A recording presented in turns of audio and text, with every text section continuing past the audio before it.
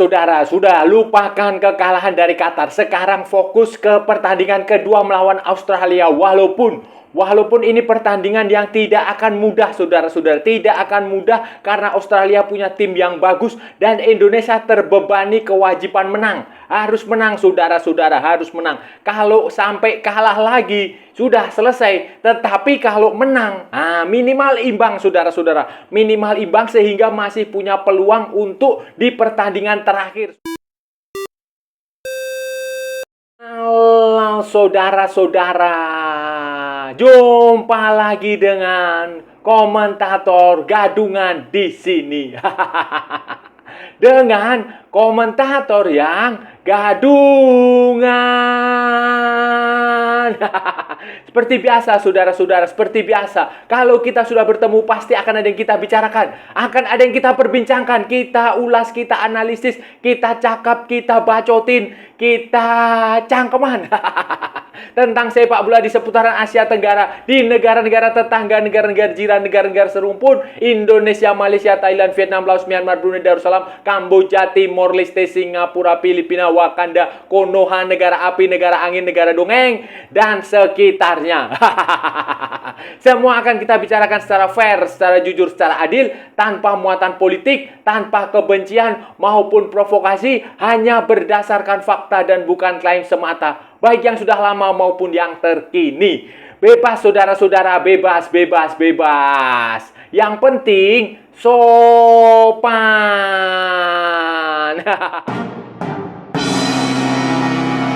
Jadi begini, saudara-saudara. Jadi begini, setelah pertandingan kontroversial dari wasit Indonesia melawan wasit pada pertandingan melawan Qatar 0-2, Indonesia dikalahkan. Selanjutnya adalah pertandingan kedua melawan Australia tanggal 18 April, saudara-saudara, di Doha. Pertandingannya di Doha, di Stadion Abdullah bin Khalifa di Doha, saudara-saudara, stadion utamanya itu.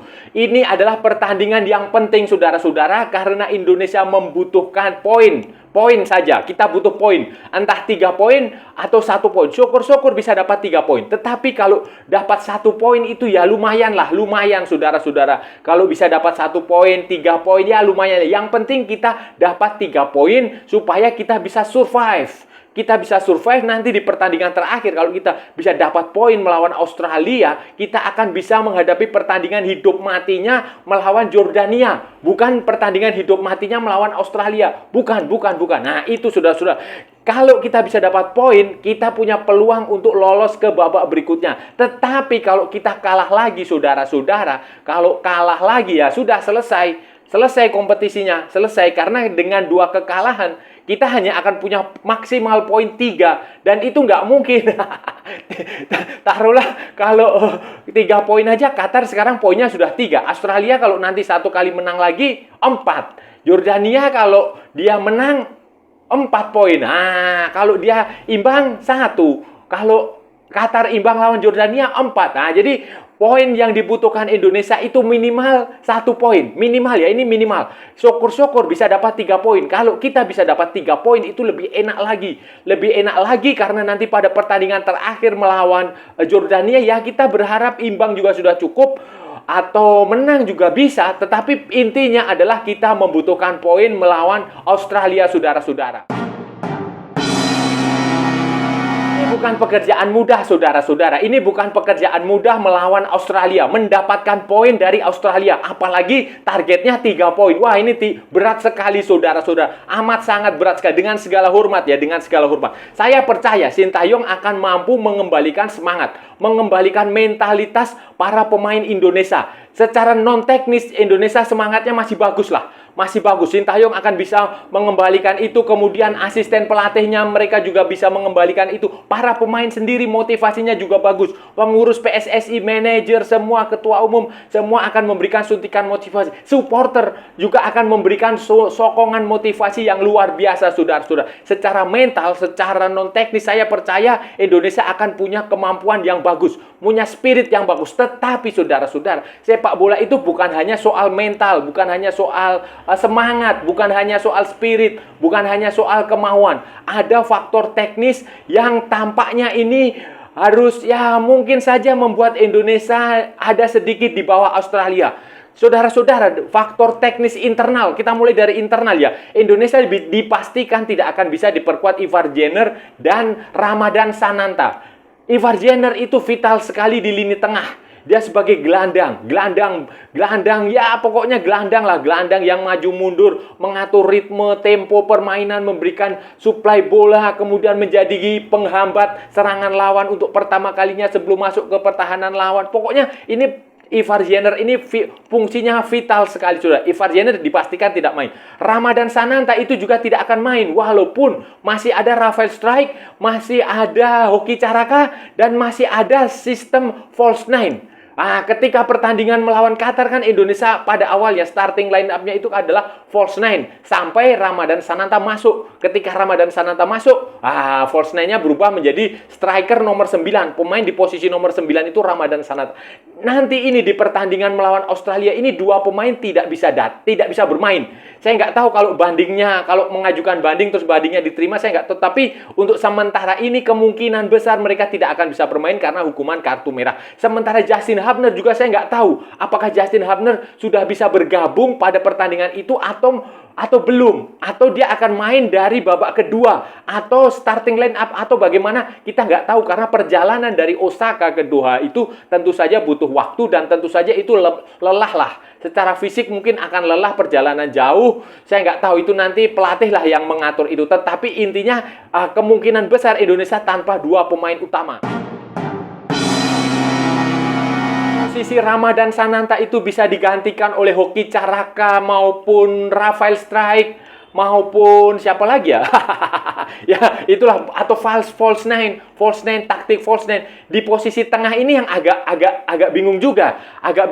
Kalau Arkan Fikri bermain sendiri tanpa Ivar Jenner juga susah. Kemarin itu kan Arkan Fikri sebenarnya ya main bagus, bisa ya pokoknya main lumayan lah. Ada Ivar Jenner di situ sebagai penyeimbangnya. Nah, ketika Ivar Jenner ditarik keluar, Sintayong mencoba memasukkan Nathan Choaon, dan ternyata Nathan juga bisa bermain di posisi itu, saudara-saudara.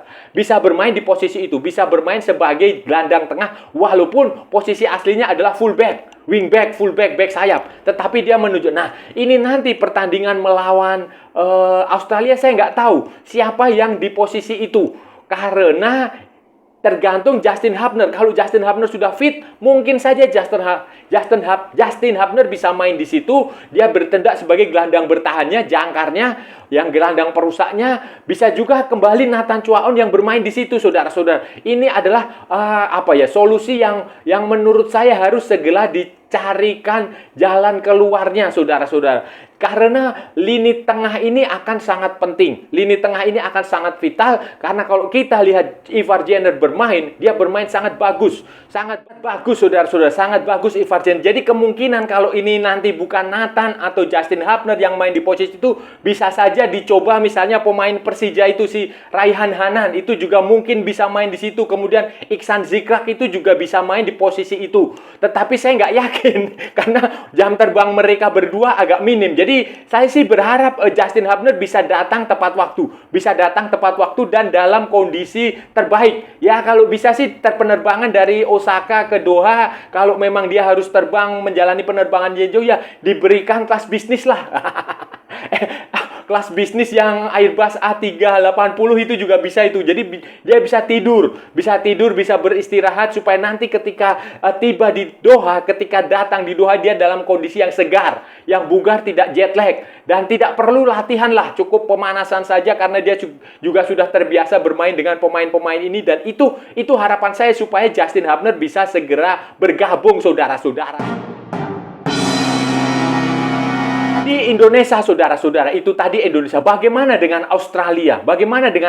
Kemungkinan Australia menghadapi Indonesia. Kalau saudara-saudara perhatikan, diamati, yang saya amati dari pertandingan Australia melawan Jordania, mereka ini menggunakan, kalau nggak salah dari pengamatan saya waktu pertandingan melawan Jordania, itu Australia, Tony Fitmar itu menggunakan skema 4-4-2, skema tradisional. Ya, skema yang sudah biasa, umum digunakan Australia, digunakan Inggris, digunakan tim-tim dari United Kingdom. Commonwealth. Pokoknya tim-tim yang berkiblat ke sepak bola Inggris itu biasanya menggunakan 4-4-2. Dan itu dilakukan Australia. Walaupun itu tertampak sederhana, ternyata mereka bermain cukup efektif dan efisien. Cukup efektif dan efisien. Saat itu ya, waktu melawan Jordania, mereka menggunakan kuartet pemain belakang itu si Talbot, Popovic, kemudian Farrell sama Courtney Perkins. Kemudian di midfieldnya ada Tigu, kemudian ada Brock, kemudian ada Yuli dan Milanovic. Kemudian di depan ada Kuol dan Holman. Itu adalah starting line up saat pertandingan melawan Jordania. Kemudian di babak kedua, pemain seperti Valadon, kemudian Mohamed Traore, kemudian Segesik, kemudian si Garang Kuol itu juga kemudian dimainkan untuk menambah daya serang untuk membuat Australia bermain seimbang melawan Jordania. Dan hasilnya saudara-saudara, selama 90 menit Australia gagal memenangkan pertandingan. Mereka hanya bermain imbang 0-0 melawan Jordania yang harus kehilangan Daniel Avaneh pada menit ke-82 karena mendapatkan 2 kartu kuning. Karena sebuah pelanggaran yang sebenarnya tidak terlalu penting juga. Tetapi ya itu yang terjadi. Jadi selama 10 menit Australia bermain melawan 10 orang dan mereka gagal menciptakan gol, saudara-saudara. Teori, saudara-saudara, secara teori dan berdasarkan pengamatan yang saya lihat waktu pertandingan melawan Jordania, Australia ini mainnya efektif sekali. Mereka umpan, kemudian crossing dari sayap, 2 sayap mereka itu hidup sekali, fullback mereka juga hidup sekali, kemudian lini tengahnya itu benar-benar ya pokoknya hiduplah, permainan mereka hidup, umpan bola matang dari kaki ke kaki berjalan cukup bagus. Kemudian mereka juga berani melakukan tendangan dari luar kotak penalti. Pemain mereka kuat saudara-saudara. Secara fisik pemain mereka kuat. Pemain mereka jauh lebih tinggi, jauh lebih kekar dari pemain-pemain Indonesia. Itu saudara, itu faktanya. Fakta ya, saya tidak melebih-lebihkan atau apa. Tapi itu faktanya seperti itu. Itu secara teori mereka kuat sekali saudara-saudara dan sangat padu. Tetapi saudara-saudara harus diingat, hasil imbang melawan Jordania, melawan 10 pemain Jordania itu menunjukkan bahwa Australia juga punya kelemahan. Australia punya titik lemah yang semoga bisa dimanfaatkan Indonesia. Misalnya ketika fullback mereka itu menyerang, membantu serangan, itu selalu ada celah di situ. Ada celah di kanan atau kiri. Itu saya sudah perhatikan 2 atau 3 kesempatan Jordania itu membuka serangan dari situ. Nah, itu bisa dimanfaatkan oleh Sintayong, oleh Pratama Arhan, oleh Rio Fahmi, oleh Witan Sulaiman, oleh Marcelino Ferdinand untuk menyerang. Tempatkan saja bola di situ, kemudian berduel di situ, bermain agak cantik, umpan pendek 1-2 sentuhan di situ. Itu akan menjadi titik lemah. Kemudian ketika menghadapi 10 pemain pun mereka tidak bisa mencetak gol. Itu berarti ada masalah di lini depan. Ada masalah di sektor penyerangan Australia. Ada masalah yang harus segera diselesaikan. Memang mereka punya penyerang-penyerang yang sangat bagus seperti si Garang Kuol dan Alu Kuol. Garang Kuol dan Alu Kuol ini adalah kakak beradik saudara-saudara. Mereka adalah orang dari Sudan Selatan. Jadi pengungsi perang di Sudan Selatan yang mengungsi ke Australia, dan walaupun lahir di Sudan, kakaknya itu si Alu Kuol itu lahir di Sudan Selatan. Kemudian adiknya si Garang Kuol itu lahir di Mesir. Kemudian mereka pindah ke Australia menjadi warga negara Australia sebagai pengungsi, dan sekarang dua-duanya membela Australia. Itu sebenarnya ada satu lagi si Kuol bersaudara. Jadi ada 3 Kuol bersaudara. Nah, itu adalah pemain yang bagus di lini depan yang harus diwaspadai oleh barisan belakang Indonesia. Saudara-saudara, saya rasa menghadapi Australia itu pilihan formasi yang paling masuk akal adalah agak sedikit defensif. Agak sedikit defensif, bermain di dalam pertahanan Indonesia sendiri. Tidak usah buru-buru menyerang. Karena Australia saya tahu mereka juga butuh kemenangan setelah bermain imbang dengan Jordania. Mereka juga butuh menang, saudara-saudara. Imbang itu bukan solusi bagi mereka, bukan opsi bagi mereka, karena mereka di pertandingan terakhir nanti akan menghadapi Qatar.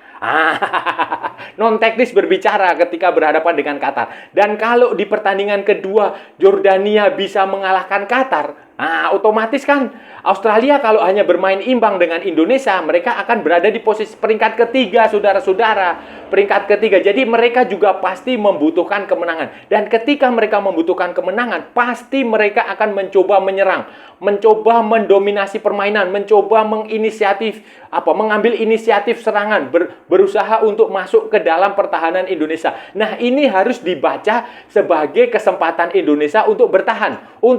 Jadi nggak usah terlalu kita yang menginisiatif. Biarkan Australia yang melakukan inisiatif serangan. Kita bertahan saja, cukup bertahan, disiplin di area pertahanan kita. Tidak membiarkan pemain Australia masuk lebih dalam, kemudian bermain sabar pressing, kemudian kalau ada kesempatan lakukan serangan balik dengan cepat, kirim bola ke kiri, ke kanan, ke Witan di kiri atau di kanan, ke Marcelino Ferdinand di kiri atau di kanan, Rafael Strike di kiri atau di kanan. Mainkan pula Hoki Caraka kalau perlu, karena Ramadan nggak bisa main. Itu akan jauh lebih efektif dan efisien. Jadi bermain di dalam pertahanan sendiri, nggak usah buru-buru.